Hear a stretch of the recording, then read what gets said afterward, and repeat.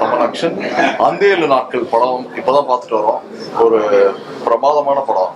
சொல்லப்போனா ரொம்ப நாள் கழிச்சு படம் முடிச்சுட்டு வெளியில வரப்ப நம்மளே தெரியாம ஒரு சின்ன இறுக்கத்தோட கண்கள் கொஞ்சம் கலங்கி வந்த ஒரு படம். ஏன்னா படம் ஆரம்பிக்கிறப்ப இது ஒரு லவ் ஸ்டோரின்ற மாதிரி ரொம்ப மெலோட்ராமேட்டிக் லவ் ஸ்டோரி அப்படின்ற மாதிரி இருந்தது. ஆனா படம் முடிகிறப்ப எதிர்பார்க்கவே இல்லை இந்த மாதிரி ஒரு விஷயத்த பொத்தி வச்சிருக்காங்கன்னு. அண்ட் படத்துல நடிச்ச ஹீரோவா இருக்கட்டும், ஹீரோயினா இருக்கட்டும், எல்லா ஆர்டிஸ்டும் பிரமாதமா பண்ணியிருக்காங்க. இன்னொன்று கடைசி ஒரு 20 minutes நீங்க எதிர்பார்க்காத ஒரு ட்விஸ்ட் அண்ட் டர்ன்ஸோட ஃபினாமினல் பெர்ஃபார்மன்ஸ், ஒரு ஃபினாமினல் ரைட்டிங் ரொம்ப நல்லா இருந்தது. And especially I need to thank the director. ஏன்னா இந்த படத்துல சொன்ன ஒரு விஷயம் இப்ப சொல்ல போனா ஒரு பெரிய வைரலான கான்டென்ட்டா பண்ணிருக்கலாம் அவங்க.